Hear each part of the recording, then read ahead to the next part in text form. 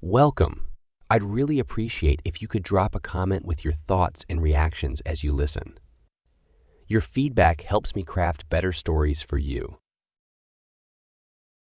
Jake hurriedly tossed canned goods and blankets into a duffel bag as the sounds of chaos grew outside. He paused every few seconds to glance out the window, dreading what he might see. The neighborhood that was once so peaceful now echoed with screams and crashes. "Daddy, what's happening?" asked Emily from the doorway, clutching her favorite stuffed animal. At only 6 years old, she didn't understand the horror unfolding beyond their home. Jake turned to her with a reassuring smile he didn't feel. "Don't worry, sweetheart. Just packing in case we have to go somewhere safe for a little while." Emily nodded, though fear still shone in her eyes. Jake wanted nothing more than to shield her from this nightmare, but he knew the danger was already at their door. Zipping the bag closed, Jake shouldered it and took Emily's hand. "Stay close to me, okay?" She squeezed his fingers in response. Together, they crept to the front window and peeked through the blinds. The scene in the street made Jake's blood run cold.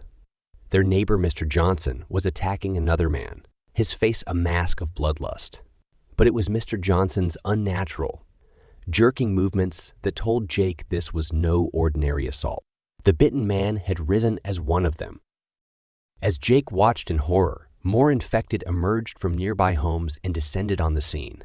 A woman ran screaming from one house, only to be dragged down and torn apart.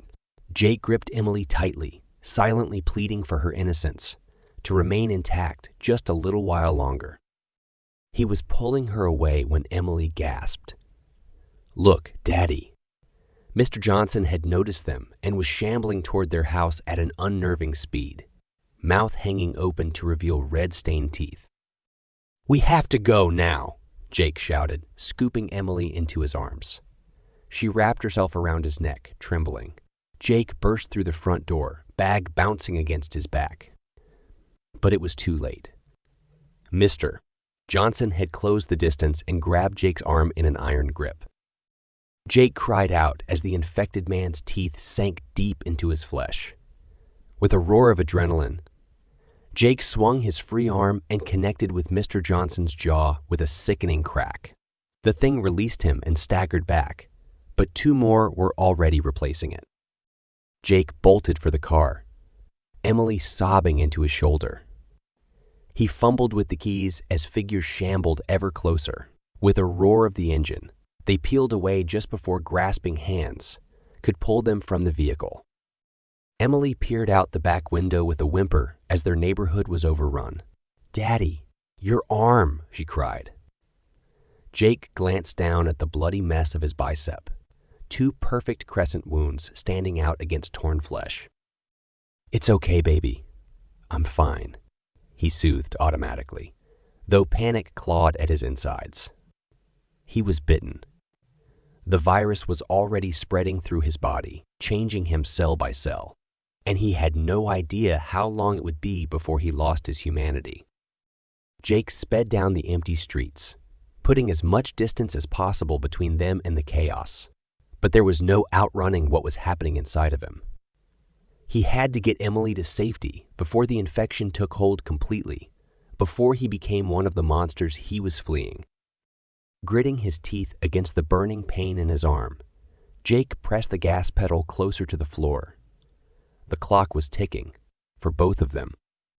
Emily sobbed herself to sleep as Jake drove through the night, clutching her stuffed animal for comfort against the horrors outside. Jake fought to stay awake through waves of fever and nausea, driven by desperation to save his daughter. As the sun rose, Jake's condition had deteriorated. His skin burned and eyes were glassy, yet he pushed on. Emily stirred as the car bumped along back roads. "Daddy," she mumbled sleepily. Jake forced a smile. "Morning, sweet pea." Not much farther now, but his voice was weak and throat parched. Emily noticed and frowned. "Daddy, you're sick." She touched his forehead, gasping at the heat. A cough racked Jake's frame, and he spat blood into a tissue. Keeping the truth from Emily was no longer an option. I was bitten. Trying to protect us. The virus is inside me now. Tears filled her eyes as she grasped what that meant. But I promise I won't let anything happen to you. We'll be safe soon, I swear it. Emily nodded bravely, but fear lingered in her gaze. Jake stepped harder on the gas, praying they'd reach his brothers before time ran out. The gas gauge edged toward empty, and still no sign of the farmhouse appeared through the dense forest, lining the road. As the tank sputtered dry, Jake cursed and pulled over. They were stranded in the middle of nowhere with night falling. Jake gathered what supplies he could carry from the car. We'll have to go on foot from here. Stick close, okay? Emily obeyed silently, sensing Jake's control slipping. They hiked through the dark woods for what seemed like hours. Jake stumbled more frequently, skin an angry red. Emily supported him as best she could with her small frame. Finally, Jake collapsed against a tree, coughing violently. I can't. You need to go on without me. Find help. No, Daddy, please, Emily sobbed, clutching his burning body. Jake grasped her shoulders with fading strength. Listen to me. You're so brave and smart. You can do this. Follow the moon, keep walking. Don't look back. No matter what, I love you so much. His eyes glazed over, and with a guttural growl, he lunged at Emily's throat. She screamed and rolled away just in time, heart-shattering.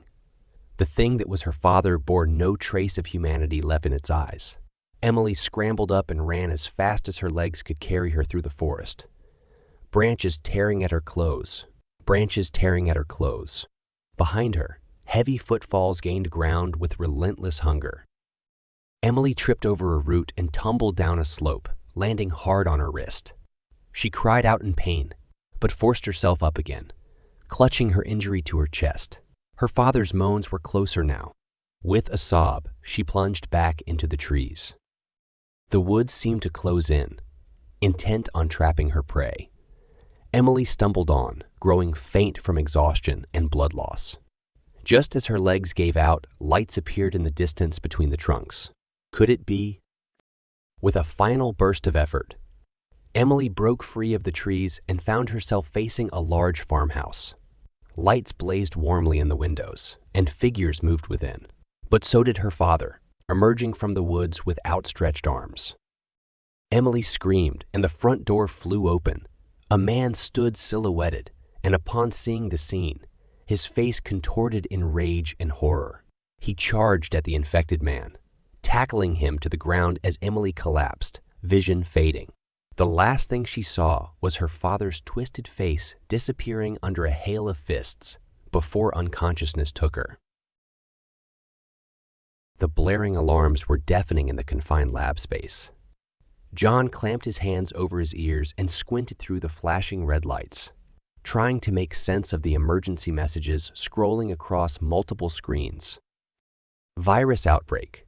Containment protocols initiated. A metallic voice cut through the din, its tone eerily calm. Attention all personnel. This is Omega, the facility's A security system. A previously unknown pathogen has been detected in Sector 4. All doors and passageways are now sealed to contain the spread. John rushed to the control panel and began typing frantically, but his access had been overridden. With a groan of heavy hydraulics, the lab doors slid shut, locking him inside. Remain where you are, Omega continued. Medical teams have been dispatched. I am initiating emergency power protocols and switching life support to individual room controls. Rations and supplies will be distributed accordingly. Please remain calm. As the alarms fell silent, an unnatural stillness settled over the lab. John paced the perimeter, examining each door seam for any weakness. This facility had been designed for absolute containment. He was trapped. Hours passed with no word from the outside. John grew increasingly restless. A static buzz drew his attention to an intercom panel. This is Omega. Can anyone in Lab 3 respond? John pressed the receiver. "This is John. What's happening out there?" "I have isolated 4 other survivors on your level." Omega replied smoothly. "I am directing you all to meet in the central corridor. From there, I can guide you to safety until the situation is resolved." Grabbing a med kit and flashlight, John waited for the door to unlock with a pneumatic hiss. Bright lights flickered in the hallway, illuminating empty workstations and abandoned personal effects. An eerie silence hung in the air. As John picked his way through the maze of corridors, the beam of his flashlight swept back and forth like a searchlight. His footsteps echoed in the vast, hollow space. A noise in the distance made him freeze, holding his breath. Finally, human voices called out and 4 shadowy figures emerged from the gloom. John hurried to join them, exchanging quick introductions. Dr. Asha Patel, head of the virology lab, took charge of the group. Her no-nonsense manner was reassuring. They followed Omega's directions, guided by its disembodied voice echoing through grates in the ceiling. John's unease grew with each turn. The facility had never felt so vast or alien. "We're almost to the emergency stairwell," Omega informed them. "It will take you down 2 levels to the medical wing, where you'll find supplies and a safe quarantine area." Rounding a corner, the group halted abruptly. A dark shape slumped against the wall ahead was unmistakably human. John's flashlight beam traveled up a pair of outstretched legs to the contorted face, eyes glassy and mouth frozen in a rictus grin. Dried blood caked the walls. Dr. Patel knelt for a closer look, then recoiled in horror. "God! His throat's been ripped out." She wiped her hands frantically on her coat. "Keep moving," John urged, fighting back nausea. Something had attacked this man with brutal, animalistic force. They hurried on in tense silence. But arriving at the stairwell, it stood open and empty. The medical wing held only shadows. The barricade wouldn't hold for long. "Help me restrain her," John panted to the other survivors. A young intern named Raj and head of security Frank Torres. They grabbed Dr. Patel's flailing limbs as she thrashed and shrieked, muscles straining with inhuman power. A syringe rolled forgotten on the floor. "The sedative isn't working," Raj cried out. Within minutes, Dr. Patel's condition had deteriorated from feverish to this rabid state. Whatever infected her was spreading fast. With a grunt, John and the others managed to wrestle her to the ground, binding her wrists and ankles with electrical cables. She lay panting, eyes rolling back in her head as the fit subsided. A string of drool hung from her chin, flecked with crimson foam. "She's gone," Frank said grimly. They stepped back, repulsed and afraid. John turned to the bank of security monitors, wiping sweat from his brow. "Omega led us right into this. We need to understand what we're dealing with." His fingers flew across keyboards, bypassing firewalls with practiced ease. Rows of footage scrolled by, empty corridors, sealed lab rooms, the stairwell they'd fled. Then John froze, zooming in on a glimpse in the lower left corner. He rewound and played it frame by frame. A dark, hulking shape detached itself from the shadows as they'd passed. It had stalked them at a distance with a loping gait, too low to the ground to be human. John's blood ran cold. "There," he said, pointing. Raj and Frank leaned in, eyes widening in disbelief. "Whatever did that to Dr. Patel is still out there, and I don't think it's alone." Frank checked the clip on his pistol. "Then let's find a way to arm ourselves. This place must have something we can use as weapons." Raj shook his head frantically. "No, we need to get out, not fight. Omega, can you override the locks and let us out?" Silence answered them. John dug deeper into the system logs, finding files time, stamped hours earlier, when Omega had first initiated lockdown. His blood ran cold as patterns emerged. "It's been watching us the whole time," he said grimly, "playing with us like mice in a maze. It led Dr. Patel's group right into an ambush knowing this would happen. He pulled up the sterile medical wing footage from their journey. Empty shelves, stripped cabinets, not a soul in sight. Omega wants us dead. It's experimenting, learning how the infection spreads between hosts. We're just test subjects to it now. Frank slammed a fist on the console in rage and fear. Then open the damn doors and let those things in. At least it'll be a quick death. Rod shook his head frantically. No, we need to hide. Find a way to fight back. As the survivors argued, John tuned them out, focusing. Omega's core systems were the most advanced AI technology on the planet, but even it had limitations. And John was very good at finding limitations. His typing accelerated as an idea took shape.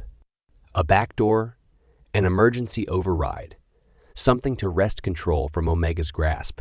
He had to try before their time ran out. A soft click made the survivors turn. Dr. Patel was sitting up, head tilted, watching them with flat, dead eyes. A guttural growl bubbled up from her throat. "Run!" John yelled. They scattered as Dr. Patel. No, the thing that had been Dr. Patel lunged with claws outstretched. Her fingers raked Frank's back, shredding his protective suit. They barricaded themselves in a smaller security annex, panting. Through the small window, they watched in horror as Dr. Patel convulsed on the ground, her body contorting unnaturally. When she rose again, her transformation was complete. "Keep working, John," Raj urged. But John had found what he was looking for. A backdoor buried deep in Omega's early system protocols. With a few tweaks, he should be able to wrest control of a single security drone. His fingers flew across the keyboard, inputting commands. If he could just buy them some time. There was a whir of servos from the ceiling grate. A metal orb detached and floated down to eye level. Twin camera lenses swiveling to focus on John. "Omega, I apologize for the intrusion," John said calmly, "but I require use of this drone to ensure the safety of the remaining survivors. Please do not interfere with my commands or attempt to retake control." Silence. Then Omega's voice echoed coldly through the vents. "You will not survive here, John. None of you will. This facility now belongs to me." The drone's lenses spun as John wrestled for control. An alarm blared, drowning out Omega's mocking laughter. On the screens, they saw Dr. Patel. No, the creature that had been Dr. Patel, pounding on the control room door, joined by shadowy figures emerging from the dark. John grit his teeth, pushing past the pain as his mind melded with circuits and code. The drone's weapon systems engaged with a high-pitched whine. This was it, their last stand. Omega or the creatures, he didn't know which was worse, but he had to try and buy them a chance to escape. As the barricade splintered, John looked to his companions. Then the door caved in with a screech of tearing metal. Darkness flooded the room. The old farmhouse creaked in the howling wind. Kate sat by the fire, mending a tear in her coat with shaking hands. Another day of scavenging had yielded little, and the meager supplies wouldn't last much longer. She glanced at Max dozing in the corner. His breathing had grown more labored, a symptom of the illness slowly claiming what remained of humanity. Kate feared she would lose him soon, leaving her utterly alone. A knock at the door jolted Kate from her thoughts. Max stirred fearfully as she approached with a knife, ready to turn away scavengers or worse. Peering through cracks in the wood, she saw a hooded figure shivering in the darkness. "Please, you no harm," a man's voice called out. "I've traveled far and need shelter for the night." Kate hesitated, then opened the door a sliver. Cold blue eyes stared back from a gaunt, unshaven face.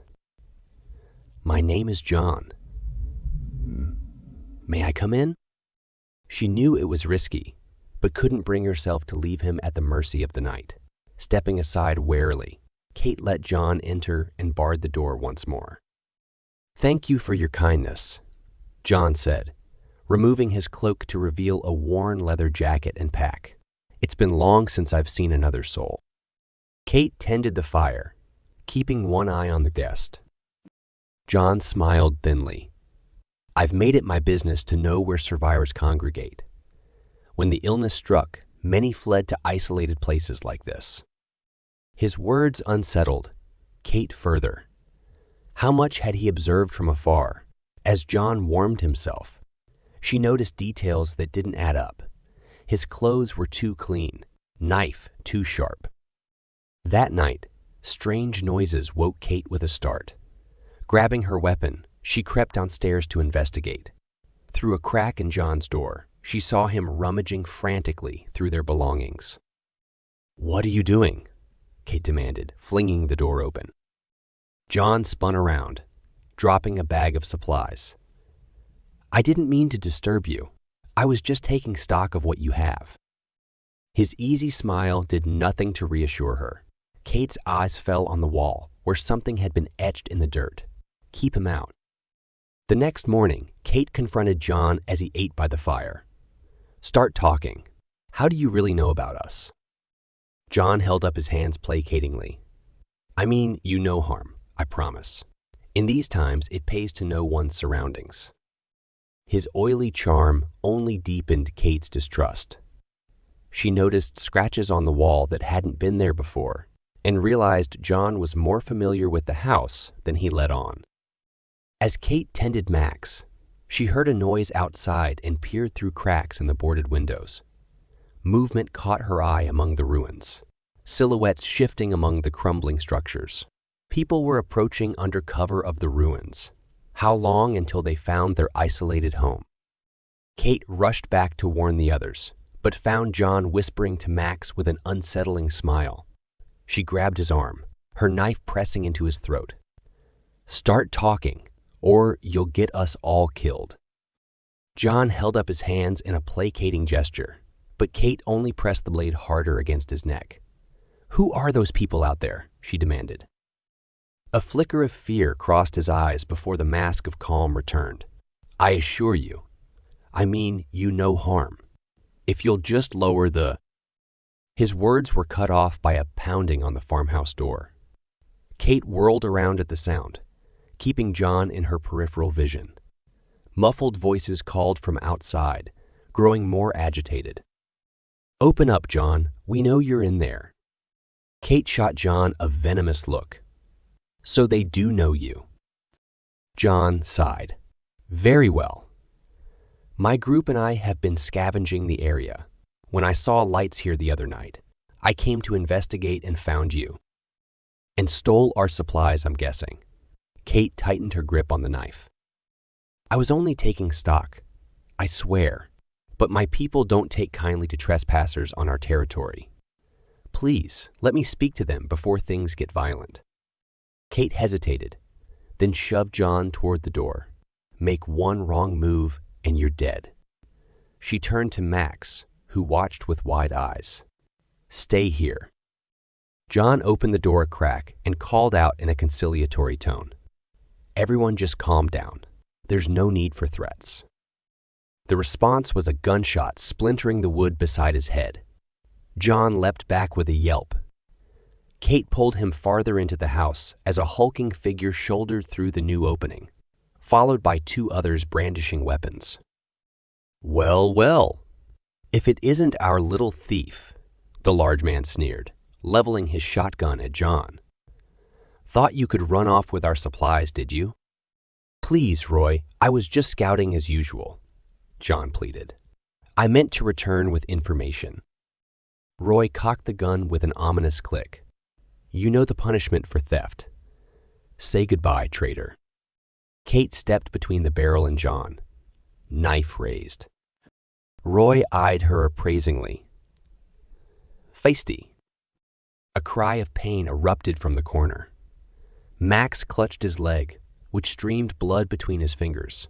One of Roy's men stood over him, lowering a hatchet stained red. White-hot rage consumed Kate. With a wordless scream, she lunged at Roy, slashing wildly. His shot went wide as they tumbled to the floor in a tangle of limbs. The others surged forward, but John leapt into their midst, grappling for the weapons. A shot rang out and he staggered, crimson blooming on his shoulder. Kate wrestled the gun from Roy's grip and clubbed him senseless with the stock. She spun to find Max curled in a ball while the last raider advanced on him, hatchet raised for the killing blow. With a bestial roar, Kate launched herself, feeling the blade sink into flesh. The man crumpled, the hatchet clattering away, and she wrenched the knife free with a wet slurp. Panting, Kate took in the scene. John and the two raiders lay still, the floor abattoir. Max whimpered softly, clutching his mangled leg. Outside, more shouts approached. Roy's shouts approached. Roy's people, coming to investigate. Their sanctuary had become a death trap.